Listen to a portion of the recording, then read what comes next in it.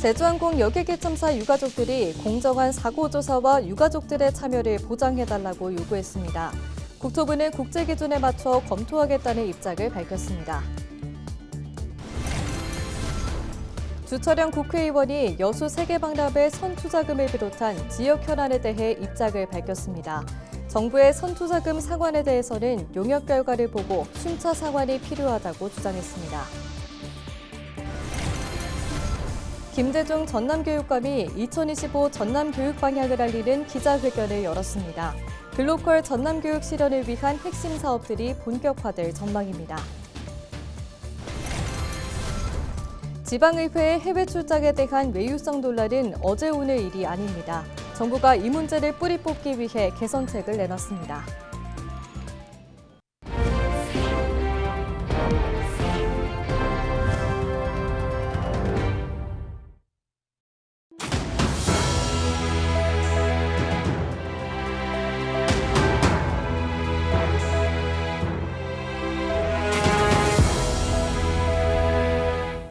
시청자 여러분 안녕하십니까? 헬로티비 뉴스입니다. 김대중 전남교육감이 올해 전남교육의 방향을 알리는 신년 기자회견을 진행했습니다. 지역과 세계가 공생하는 글로컬 전남교육을 이루기 위해 학교 현장 안팎의 변화를 이끌겠다고 강조했는데요. 어떤 계획들이 담겼는지 송하영 기자가 짚어봤습니다. 올해 전남교육의 방향은 미래교실을 중심으로 한 글로컬 교육 실현입니다. 학교 변화를 통해 지역교육의 경쟁력을 높이고 국제 감각을 고루 갖춘 인재 양성에 집중하겠다는 겁니다. 전남교육청은 올해 새 학기부터 일부 학년에 도입되는 AI 디지털 교과서에 맞춰 미래교실 구축을 속도감 있게 진행할 방침입니다. 미래교실을 시범적으로 운영할 110여 곳을 선정한 상태로 국제기관이나 인공지능을 연계한 수업 모델을 개발할 예정입니다. 2030 교실 모델을 개발하여 미래 교육에 대비하고 2030 교실 운영으로 수업 연구 문화를 정착시키며 2030 교실을 K-에듀의 대표 브랜드로 키우겠습니다. 또한 수업 대전환을 주제로 한 교육 공동체 교류의 장으로 수업 박람회도 개최하겠습니다. 전남교육청은 앞서 전국 최초로 독서 인문교육 전담팀을 꾸려 교육의 기본을 탄탄히 다지는 데 집중해왔습니다. 올해부터는 전남형 독서 인문 교육을 강화해 독서와 토론, 글쓰기 등 각급 학교별 프로그램을 운영할 계획입니다. 학생들의 글로컬 역량을 키우기 위한 사업도 이어갑니다. 기존 외국어 체험센터를 글로컬 교육센터로 전환해 이중언어 교육을 확대할 예정입니다. 이주 배경 학생들의 성장을 지원하고 다양한 진로로의 가능성을 높이기 위해 전국 최초로 이주 배경 인재를 초등교사로 임용하는 다문화 인재 전형을 도입할 방침입니다. 오는 2026년 3월 개교를 앞둔 가칭 전남국제직업고등학교 설립 준비를 위해 해외 학교와의 국제교류도 활성화할 계획입니다. 현재 전남에는 1만 2천 명이 넘는 이주 배경 학생이 재학 중이며 앞으로도 계속해서 증가할 것입니다. 이러한 전남의 지역적 특성을 반영해서 글로컬 전남, 국제 교류를 확대하겠습니다. 22개 시군 교육지원청의 학생 국제 교류 사업을 지원하고 미국, 캐나다, 베트남, 쿠바, 중앙아시아 등과의 국제 교류도 더욱 활성화하겠습니다. 하지만 과제도 적지 않습니다. 정부가 고교 무상교육에 필요한 비용의 일부 부담을 거부하고 있을 뿐더러 AI 디지털 교과서 등 새롭게 도입되는 교육 정책에 대한 우려도 적지 않기 때문입니다. 전남교육청이 재정 부담과 교육 성과 우려에 대한 과제를 해결해 지역 교육의 경쟁력을 높여갈 수 있을지 주목됩니다. 헬로티비 뉴스 송하영입니다. 제주항공 여객기 참사 유가족들이 정부와 정치권을 향해 공정하고 투명한 사고조사와 유가족들의 참여를 보장해달라고 요구했습니다. 박한신 제주항공 여객기 참사 가족협의회 대표는 14일 국회교통위원회 전체 회의에 출석해 조사 과정에서 유가족의 참여와 의견을 개진할 기회를 보장해달라고 강조했습니다. 그러면서 유가족에 대한 명예훼손을 강력하게 처벌하고 유가족협의회가 지속적으로 활동할 수 있도록 지원해달라고 촉구했습니다. 한편 국토부는 현재 진행 중인 사고에 유족이 직접 참여하는 것은 어려운 것으로 알지만 국제 기준에 맞춰 검토하고 조사 단계마다 투명하게 정보를 공개할 생각이라는 입장을 내비쳤습니다. 무안국제공항 활주로 폐쇄 기간이 19일 새벽까지 닷새 더 연장됩니다.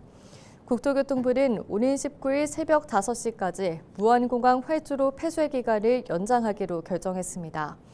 한편 사고 현장에서는 합동조사단이 지난달 31일부터 현장 조사를 이어가고 있는 가운데 사고로 파손된 방위각 시설을 비롯한 공항시설 보수가 필요한 만큼 활주로 폐쇄 기간이 연장될 가능성이 높습니다. 제주항공의 국내선 항공기 정비 지연율이 다른 항공사에 비해 3배 이상 높은 것으로 나타났습니다.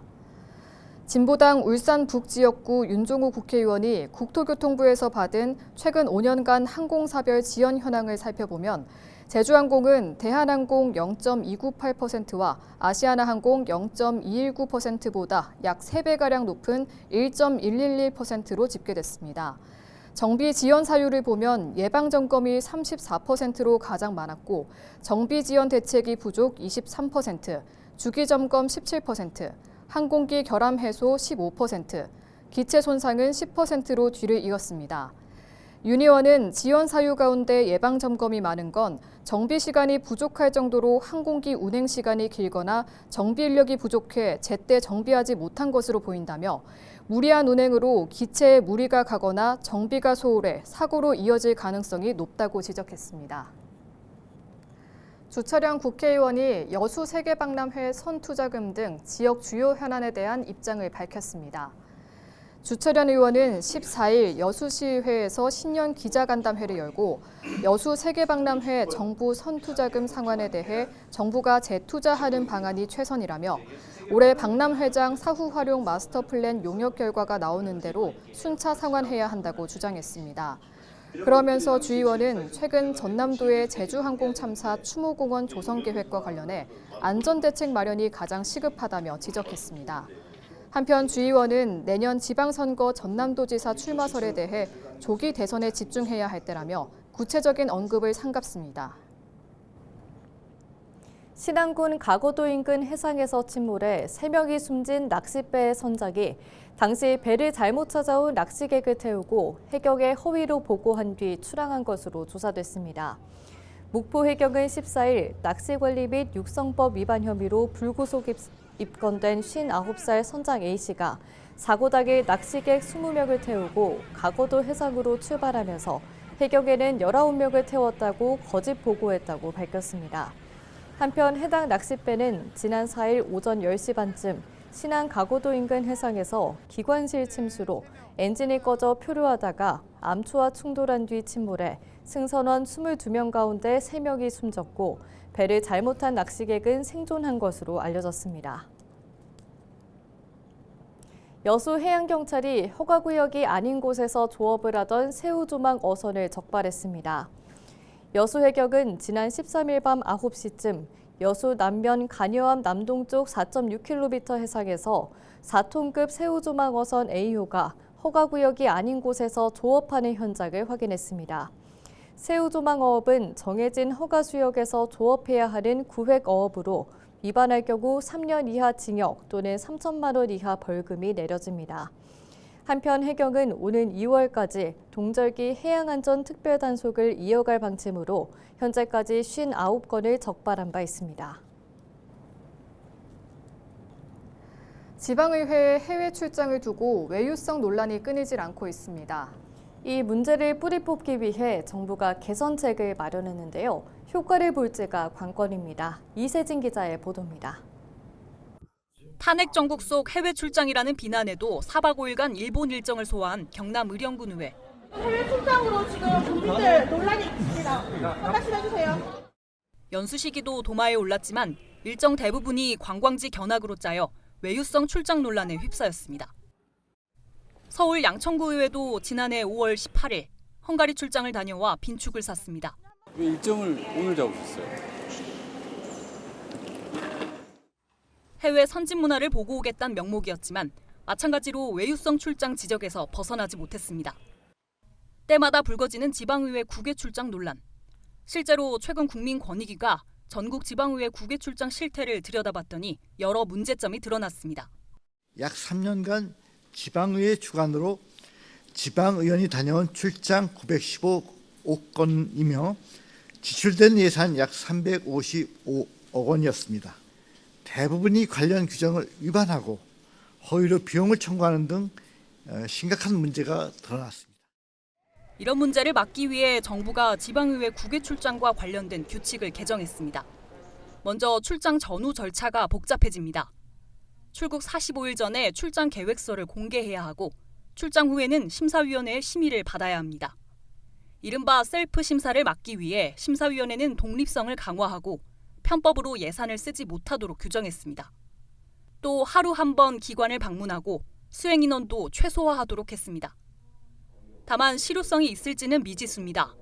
규정에 단계적 보완이 필요하다는 의견도 있지만 무엇보다 구조적 문제를 해결하지 않으면 개선책을 마련해도 도돌이표가 될 거란 우려도 나옵니다. 필요시 꼭 가게 하거나 아니면 개인이 부담하게 하면서 그 비용을 지방원들에게 의정비에 포함해주면 제도적으로 개선되지 않을까. 결과 보고 끝난 다음에 그 연수에 대한 내용을 정책에 얼마나 반영했는지 이런 것까지. 정부가 이번 규칙안을 전 지방의회에 권고했지만 징계나 처벌이 있는 강제 규정은 아닙니다. 이미 있었던 규칙도 지키지 않는 상황에서 규칙 개정만으로 굳어진 악습을 깨트리기 쉽지 않다는 지적이 나오는 이유입니다. 헬로티비 뉴스 이세진입니다.